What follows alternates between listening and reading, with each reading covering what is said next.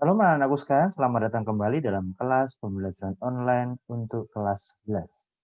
Pada kesempatan kali ini kita akan belajar tentang materi yang selanjutnya, tentang keadilan dan perdamaian dalam keluarga. Dan pada bab ini kita akan bagi menjadi dua bagian, dan saat ini kita akan belajar di part yang pertama, keadilan dan perdamaian dalam keluarga.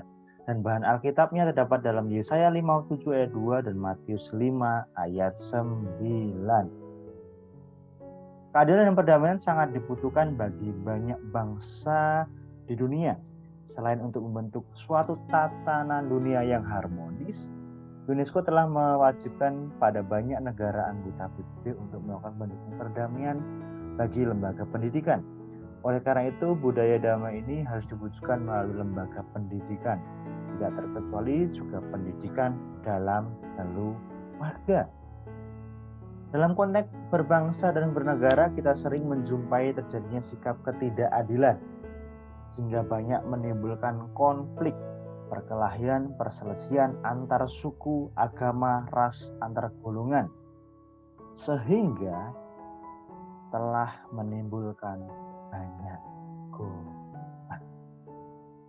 Ya, jadi adanya konflik karena ketidakadilan. Dalam konteks komunitas juga ketidakadilan dan sikap pilih kasih banyak menimbulkan sikap iri hati dan konflik yang sulit didamaikan. Jadi kadang-kali keadilan ini sangat penting sekali karena kalau tidak terjadi atau tidak terlaksana dengan baik akan menimbulkan konflik yang sangat besar. Dalam konteks keluarga sering sikap yang egois, mau menang sendiri, tidak bertanggung jawab, dan kurangnya kasih menyebabkan timbulnya perselisihan dan konflik antar suami istri ataupun orang tua dengan anaknya yang berujung pada perceraian dan timbulnya kekerasan dalam keluarga. Dalam keluarga juga sering kita jumpai adanya relasi yang tidak harmonis, saling membenci dan tidak mau tolong-tolongan. Sebetulnya dalam skala kecil konflik juga dapat menimbulkan dampak positif, misalnya karena konflik kita menjadi lebih memahami orang lain, berusaha mengelola konflik yang ada, menjadi lebih jelas terhadap permasalahan yang sedang dihadapi. Namun konflik yang berkepanjangan dan dalam skala yang berat, konflik bisa menimbulkan dampak yang destruktif atau menghancurkan karena tidak pernah diupayakan adanya usaha perdamaian.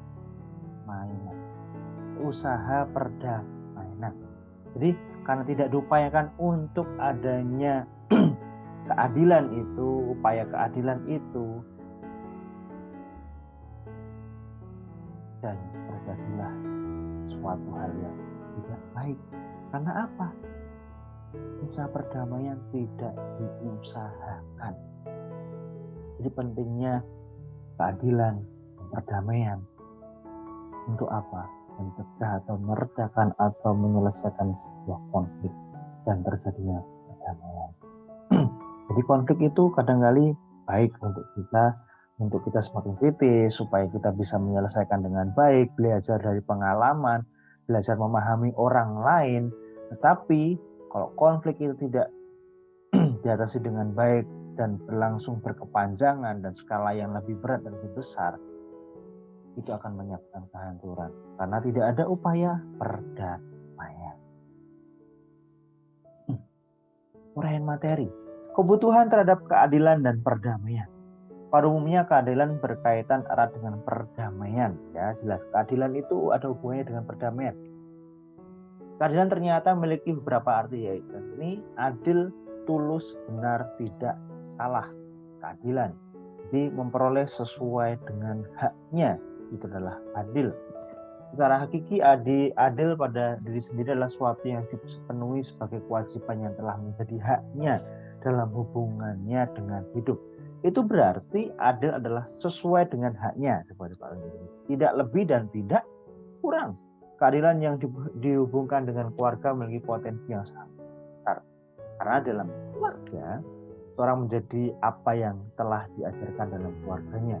Jika seorang diajarkan dalam keadilan dalam keluarga, maka orang tersebut akan membawa pribadi adil keluar di masyarakat. Sikap atau tindakan yang dianggap adil adalah penyerahan diri secara total kepada Allah kita. Dalam hal ini, keadilan selalu berimplikasi pada beberapa prinsip, yaitu kesejahteraan, kecukupan, kesetaraan, personalitas, dan persaudaraan. Jadi adil itu ada hubungan dengan kesejahteraan, adanya kecukupan, ada kesetaraan, ada personalitas, ada pengakuan antar pribadi, dan persaudaraan.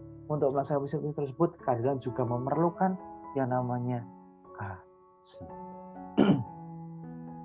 Sedangkan perdamaian berasal dari kata damai yang bisa berubah konsepsi sesuai waktu dan budaya.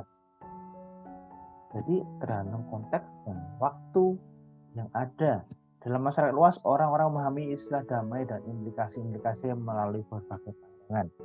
Ya, orang dan mungkin juga diri kita sendiri memahami perdamaian secara sederhana sebagai suatu situasi, keadaan di mana tidak ada konflik. Jelas ya. Jadi kita mungkin bisa melihat bahwa damai itu adalah situasi tidak ada konflik, tidak ada perang. Namun kenyataan tidak sederhana itu. Konsep damai ini sebenarnya memiliki dua pemahaman, yaitu negatif dan positif.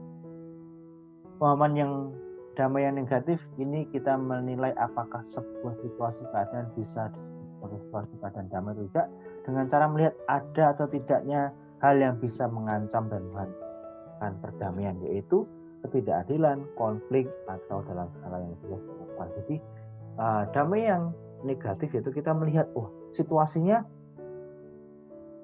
seperti apa nih?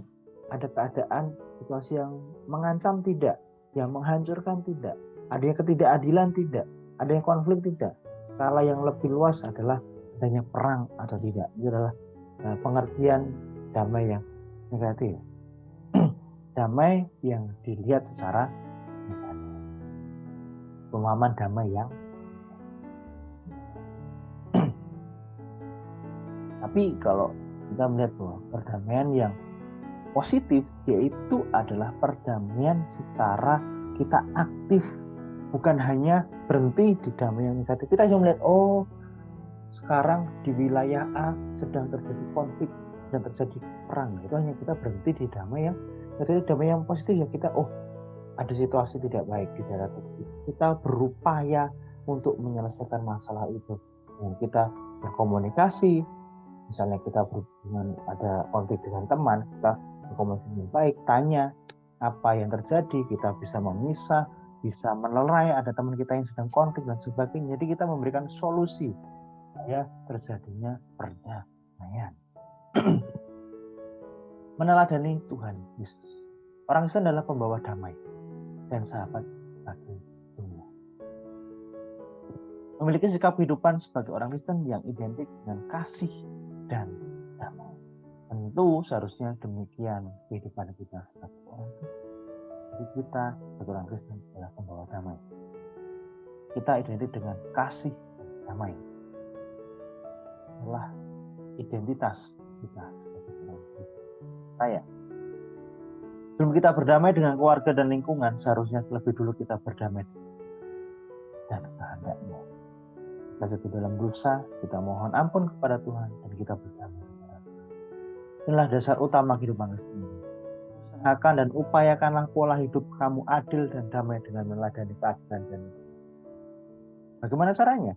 Dengan cara membuat pola hidup berkomunikasi dengan Tuhan setiap hari melalui pembacaan firman dan doa. Bagaimana kamu berkomunikasi dengan berdoa? Bagaimana kamu mengerti maksud Tuhan dengan itu yang harus lakukan untuk hidup damai. Dalam kitab Nabi Mika 5 ayat 4 dikatakan bahwa dia menjadi damai sejahtera. Pada umumnya para penafsir mengungkapkan bahwa ayat ini menunjukkan kepada Tuhan Yesus Kristus sebagai Raja Damai. Dia adalah damai sejahtera itu sendiri yang menjadikan pedoman kehidupan kita. Kehadiran Kristus dalam kelahiran, kematian, dan kebangkitannya adalah cara Allah merendahkan diri dan menjadi manusia untuk berdamai dengan kita, manusia yang berdosa.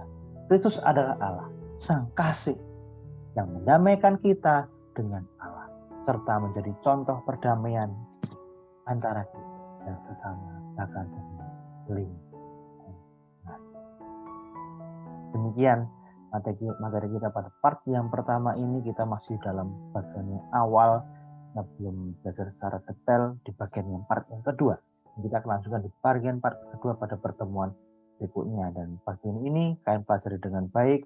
Kalian juga harus membaca dalam paketnya. Jika tidak paham bisa langsung bertanya kepada orang. Demikian materi kita pada kesempatan kali ini, dan Tuhan Yesus memberkati kita semua. Shalom.